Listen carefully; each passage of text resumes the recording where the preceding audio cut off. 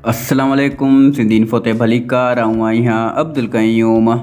दोस्तों हिन वीडियो में सिंध जे लाड़ ऐं उतर खे ॾिसंदासीं। वीडियो पसंद अचे तो लाइक कमेंट ऐं चैनल के सब्सक्राइब ज़रूर कंदा। हलूं था वीडियो की तरफ। सिंध जे माण्हुनि खे लाड़ी ऐं उतरादी सां सुञातो वञे थो। चवंदा आहिनि हर 100 किलोमीटर खां पोइ इंसान जी ॿोलियुनि जो लहजो तब्दील थी वेंदो आहे। जेकॾहिं तव्हां गौर कयो तव्हांजे शहर या ॻोठ खां 30 खां 40 किलोमीटर परे तव्हां खां लहजो मुख़्तलिफ़ हूंदो। अहिड़ी तरह उतरादी ऐं लाड़ी लहजनि में भी काफ़ी फ़र्क़ु आहे। उतरादी लहजे ते बलोची ऐं सराइकी ॿोलियुनि जो असर पयल आहे। लाड़ मन लड़ियल या हेठाऊं भाङो। इन जो ज़िद आहे सिरो यानी मथां या उतर वारो पासो। केटी बंदर, ठठो, हैदराबाद, टंडो मोहम्मद खान ऐं बदीन लाड़ में अचनि था। बदीन में एक लाड़ म्यूज़ियम भी आहे।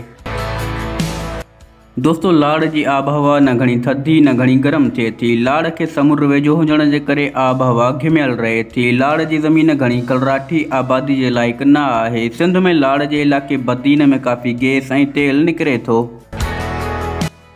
लाड़ में काफ़ी ढंढूं ऐं ढोरा आहिनि जिते हर साल हज़ारें साइबेरियन पखी सियारे जी मौसम में अचनि था। हिते मच्छी जो कारोबार भी जाम थिए थो।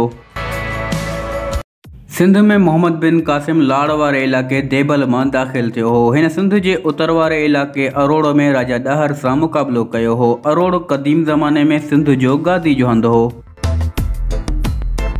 दोस्तों जेकबाबाद, खैरपुर, लाड़काणो, सखर, घोटकी, कशमोर ऐं शिकारपुर सिंध जे उतर में अचनि था।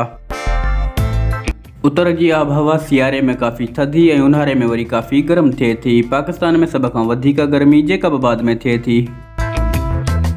दोस्तों उतर जूं ज़मीनूं सरसब्ज़ ऐं ज़रख़ेज़ आहिनि। तक़रीबन हर फसल थी वञे थो। पाकिस्तान जी वॾे में वॾी बिराज सखर में आहे। सखर बिराज जेका तक़रीबन 80 लख एकड़नि खे आबाद करे थी। हितां जे इलाके खैरपुर जी खजी ऐं शिकारपुर जो आचार पूरे पाकिस्तान में मशहूर आहे।